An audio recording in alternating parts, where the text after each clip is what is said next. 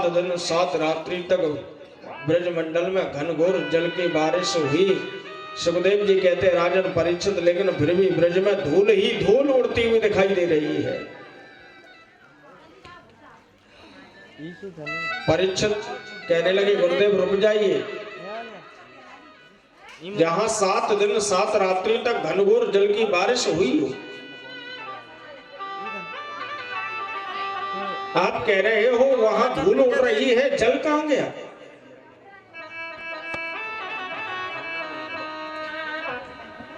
बात उस समय की है जिस समय रावण का उद्धार करके प्रभु श्री राम अवध लौट करके आए। तब मैया जानकी ने एक चरणों में निवेदन किया, प्रभु जब से आप रावण का उद्धार करके आए हो ना, तब से घर में कोई अच्छा सा ब्राह्मण भोजन करने के लिए नहीं आया। कोई अच्छा सा ठीक ठाक भोजन करने वाला ब्राह्मण लेकर के आओ। राम जी अगस्त मुनि के पास में गए। अगस्त मुनि आए, मैया जानकी ने सुंदर से भोजन की थाली परोस करके सामने रख दी। रसोई तक गई, जल लेने के लिए इतनी देर में भोजन की थाली साफ। मैया परोसते परोसते थक गई, भोजन की थाली साफ। रिद्धि सिद्धि का आह्वान किया, गणेश जी महाराज को बुलाया। भगवान गजानन हलवाई का काम कर रहे हैं और रिद्धि सिद्धि पूड़ी बेलने का काम कर रही हैं और जानकी परोसने का कार्य कर रही हैं। 7 दिन 7 रात्रि व्यतीत हो गए, अगस्त बाबा का भोजन नहीं हुआ। रिद्धि सिद्धि ने मना कर दिया। गणेश जी महाराज ने गवाही दे दी, मैया हमारी बस की बात ना है, सब छोड़ करके चले गए। अब जानकी परेशान हो गई, अगस्त बाबा से कहा, बाबा हमने ऐसा सुना है कि जब आधा भोजन हो जाता है तो जल पी लिया जाता है। अगस्त मुनि बोले, देवी कहने की कोई बात थोड़ी है, जब आधा भोजन हो जाएगा तो अपने आप जल पी लेंगे, तुम्हें कहने की आवश्यकता नहीं पड़ेगी। मैया ने माथा ठोका, इसका मतलब बाबा ने अभी तक आधा भोजन भी नहीं किया। राम जी के पास में गए, चरण पकड़ लिया, प्रभु कैसा ब्राह्मण लेकर के आए हो जो कहता है अभी आधा भोजन भी नहीं हुआ। राम जी ने कहा, देवी तुम्हारी इच्छा थी कि कोई अच्छा सा भोजन करने वाला ब्राह्मण लेकर के आओ, कराओ भोजन। अरे प्रभु ग्रस्त धर्म नष्ट हो रहा है, बचाइए। राम जी ने आकर के कहा, बाबा अब बहुत है। अगस्त मुनि बोले,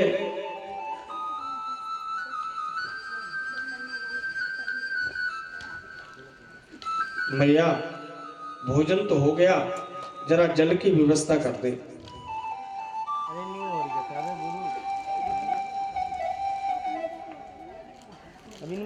राम जी कहने लगे, देवी इस व्यवस्था को भी मैं करूंगा। और अगस्त मुनि को इशारा किया, बाबा त्रेता में मैंने आपको भोजन कराया, जब भगवान पिता रात्रि सरदो फुल्ल मल्लिका विस्मरन्तुं मनश्चक्रे योगमायामुपाश्रितो।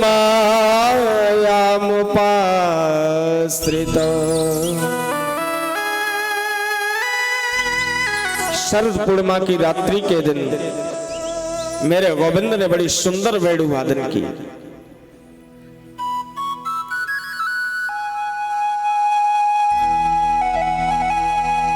गोपियों के कानों में आवाज पहुंची। गोपी ऐसी मदमस्त हुई, जो वेणु की आवाज को सुनती है वो भगवान से मिलने के लिए दौड़ पड़ती है। एक गोपी गाय धोने के लिए गई, बछड़े को छोड़ दिया और गोविंद की वेणु को सुन लिया। गाय दोहना भूल गई और भगवान से मिलने के लिए चल पड़ी। एक गोपी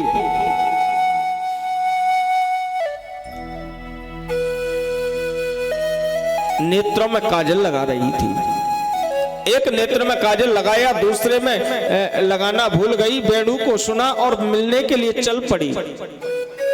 एक गोपी पति को भोजन करा रही थी, पति ने मांगा राम रस, इधर भगवान की वेणु को सुन लिया तो राम रस देना भूल गई और भगवान से मिलने के लिए दौड़ पड़ी।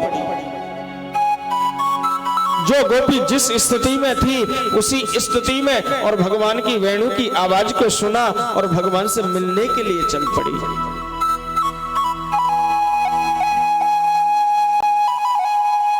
मेरे भगवान ने गोपियों को देखा तो गोपियों का स्वागत किया। स्वागतम वो महाभागा प्रियं किं करवाणि वो ब्रजस्यानामयं कस्य ब्रूतागमन कारणम्।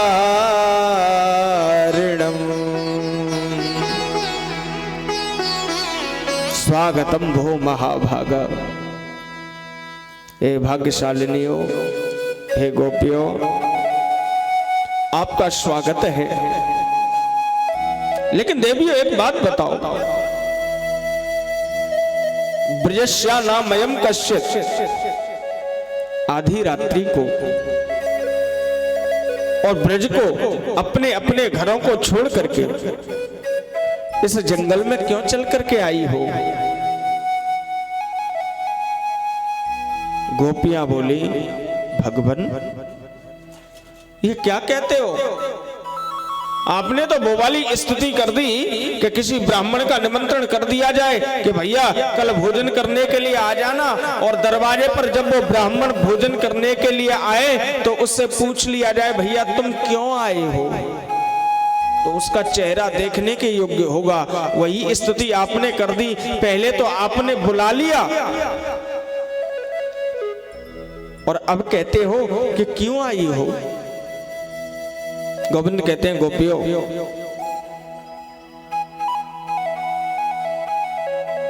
एक अग्निहोत्र ब्राह्मण थे,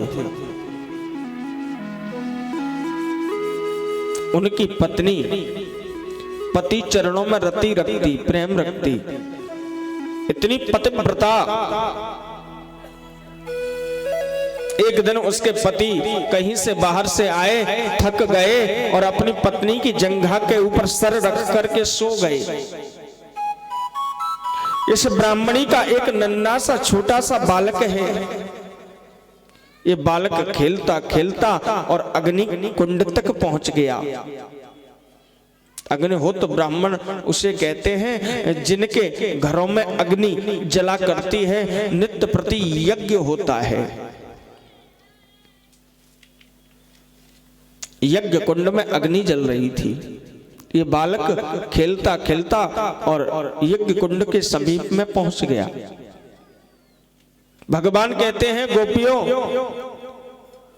ब्राह्मणी ने विचार किया, अगर मैंने पति को जगाया तो मेरा पतिव्रत धर्म नष्ट हो जाएगा, और बच्चे को नहीं बचाया तो मेरा बच्चा यज्ञ कुंड में छलांग लगा देगा, बच्चे से मैं चली जाऊंगी। ब्राह्मणी विचार करती है,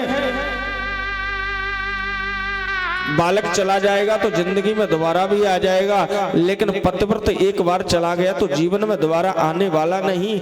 इस ब्राह्मणी ने अपने नेत्रों को बंद कर लिया।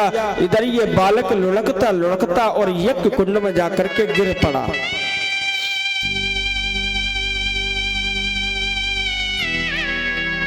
जब पति की निद्रा खुली, ब्राह्मणी दौड़ छलांग लगा करके दौड़ करके पहुंची तो अग्नि का स्वभाव है जलाना, अग्नि जलाती है। लेकिन आज अग्निदेव भगवान ने, अग्नि ने अपने स्वरूप को बदल दिया और यज्ञ भगवान पुष्प बनकर के उस बच्चे को अपनी गोदी में लेकर के खिला रहे हैं। ये गोपियों, यह उनके पतिव्रत धर्म का प्रभाव है। इसलिए जाओ, अपने अपने घरों के लिए वापस चली जाओ।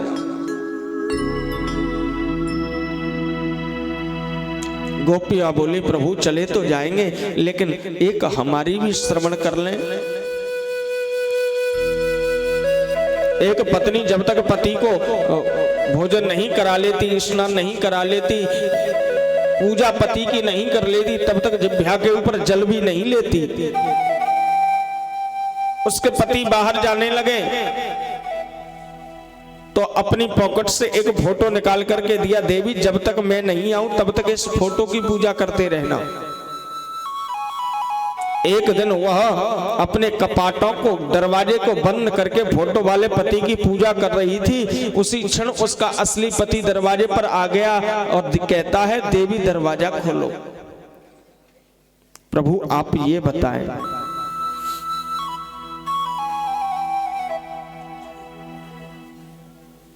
उस समय वो फोटो वाले पति की पूजा कर रही है, क्या फोटो वाले पति की पूजा करती रहे या असली पति को अंदर ला करके पूजा करे? भगवान बोले, गोपियों ये कोई पूछने वाली बात थोड़ी है। जब असली पति दरवाजे पर आ चुका है तो असली पति की ही पूजा करे। गोपियां कहने लगी, प्रभु यही हम सुनना चाहते थे।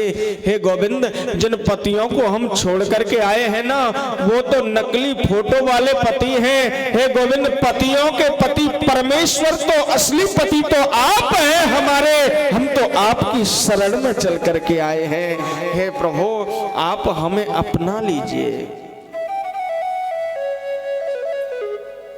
किसी घर में फोटो वाला पति टंगा हो और उसी घर में हम हो, तो फोटो वाला पति न तो हमें बचा पाएगा, न अपने आप को बचा पाएगा, जल करके राख होना पड़ेगा। तो गोविंद, जो पति हमें नहीं बचा सकता, स्वयं को नहीं बचा सकता, ऐसे पतियों की हमें जरूरत नहीं। हे गोविंद, हम तो आपके नाम के दीवाने हैं और आपके ही बन चुके हैं। अब अपनाना न अपनाना आपका कार्य है।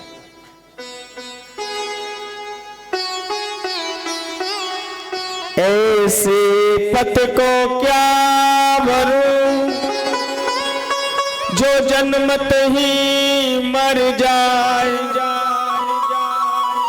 ऐसे पत को भरूं सो चुन लो अमर है जा। गोविंद प्रसन्न हो गए। हे गोपियों, मैं तो तुम्हारी परीक्षा कर रहा था। अचानक कामदेव का आगमन हो गया और कामदेव कहने लगा, प्रभु हमसे युद्ध कीजिए। भगवान बोले, कामदेव कौन सा युद्ध करोगे, किले का या मैदान का? बोले, प्रभु हम नहीं जानते मैदान का और किले का युद्ध कौन कौन से होते हैं। भगवान ने कहा, कामदेव जहां एक स्त्री के साथ में रमण किया जाए वह किले का युद्ध होता है, और जहां हजारों स्त्रियों के साथ में रहा जाए उसे मैदान का युद्ध कहते हैं। महाराज, किले के तो बहुत युद्ध किए हैं मैंने, लेकिन मैदान का युद्ध करना चाहता हूं। गोविंद बोले, जाओ शरद पूर्णिमा की रात्रि को मैं तुम्हारा आह्वान करूंगा और तुम चल करके आइएगा। मैं युद्ध करने के लिए तैयार हूं। इधर गोपियों को अहंकार हो गया। गोपियों ने विचार किया कि भगवान तो हमारे हैं, ये तो हमारी बातों के ऊपर रीझ जाते हैं।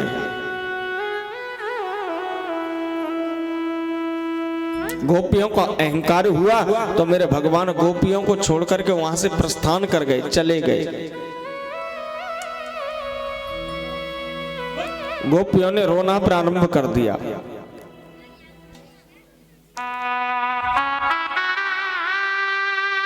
गोपियां बड़ी जोर जोर से चीख रही हैं, बिलख रही हैं, रो रही हैं। भगवान छोड़ करके चले गए ना।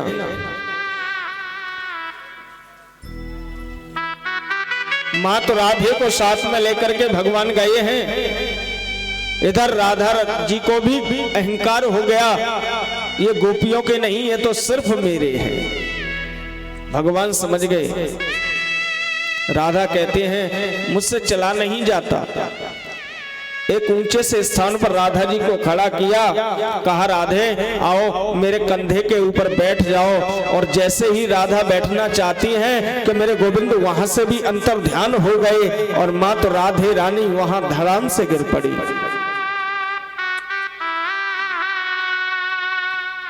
इधर रोते रोते गोपियां आई, राधा को बैठा हुआ पाया, कहा राधे वो आपके भी नहीं है क्या? मां तो राधा कहते हैं गोपियों वो किसी के नहीं, अहंकार उनका ग्रास है, अहंकार उनका भोजन है। गोपियां रोने लगे। कस्याश्चित पूतना यत्ना कृष्णायस्य पिबस्तनम् योकायित्वा रुदन्यां पटहानौ सकटायति। एक गोपी कस्याचित पूतना, एक गोपी पूतना बनती है। कृष्णा यत्न पिबस्तनम, एक गोपी कृष्ण बनती है, कृष्ण वाली गोपी है। वो पूतना वाली गोपी के दुग्ध का पान करती है। एक गोपी शकटासुर बनती है, एक गोपी कृष्ण बनती है। कृष्ण वाली गोपी शकटासुर वाली गोपी को मारती है।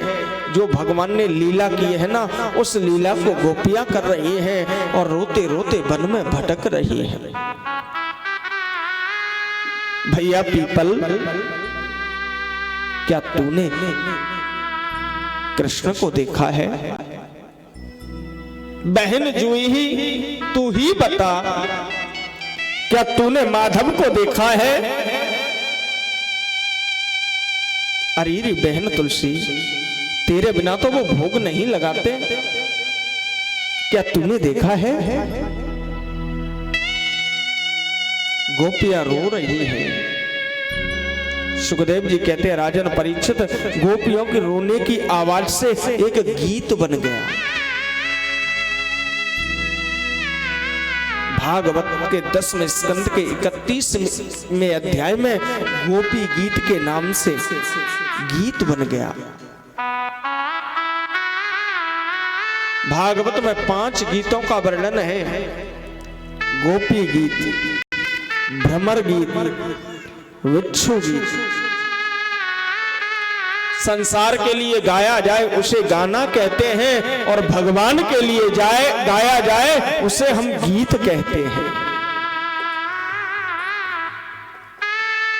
गोपियां रो रही हैं और गा रही हैं।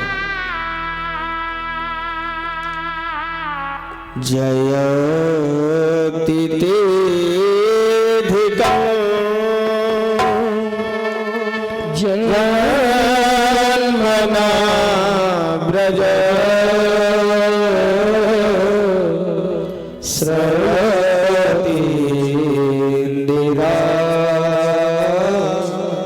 शाश्वत्र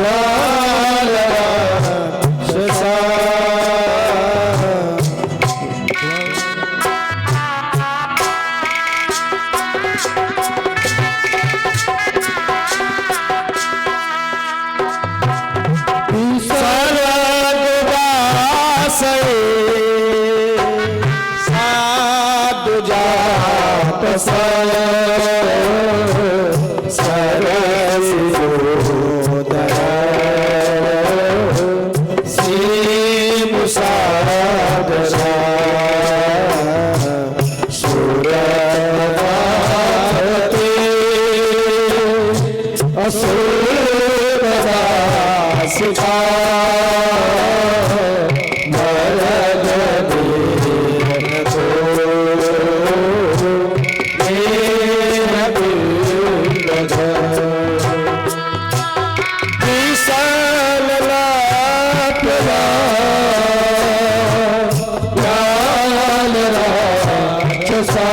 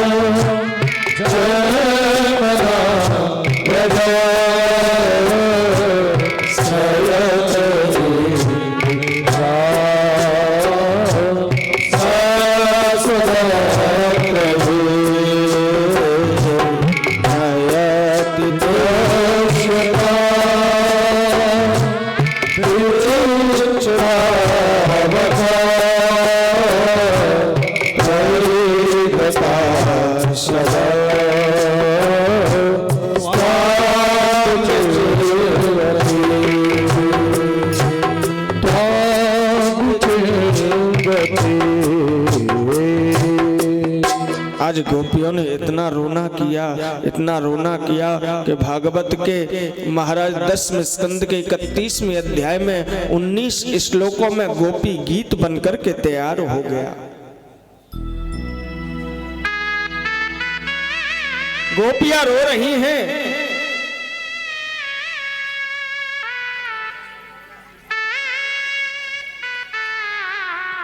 मेरे भगवान ने कृपा की। गोपियां कहते हैं जय तिथि कम जन्म ना ब्रजा। हे प्यारे, आपके जन्म से इस ब्रज का महात्म है वो अधिक बढ़ चुका है। हे प्यारे, रिद्धि सिद्धि सब आपकी दासी है, हमारे ऊपर भी आप कृपा करें। तव कथा मृतम तप्त जीवनम, आपकी कथा के द्वारा व्यक्ति अघाता नहीं, तप्त नहीं होता, प्यासा का प्यासा रहता है। हे प्यारे, हमें भी आप इस प्यासी स्थिति में छोड़ करके क्यों चले गए? हे गोविंद, हे कन्हैया, हमारे ऊपर भी आकर के कृपा करो ना। तासा विरभूत छोरी श्यममान मुख मुझे पीतांबर धर श्रृंग साक्षात् मन्मथ मन्मथ। जैसे प्रातः के समय में सूर्य उदय होते हैं, भास्कर प्रकट होते हैं ना, उसी प्रकार देवताओं के मध्य में, गोपियों के मध्य में और मेरे भगवान आकर के प्रकट हो गए। गोपियों ने चरण पकड़ ली ने, कन्हैया आप हमें छोड़ करके चले गए, लेकिन ध्यान रखना इस बार तो छोड़ करके चले गए, अगली बार अगर आप छोड़ करके चले गए ना तो आपके साथ यह प्राण चले जाएंगे। भगवान मुस्कुरा गए। उसी समय चल करके आए हैं कामदेव, मेरे भगवान ने महाराज किया, बड़ी सुंदर वेणु को बजाया।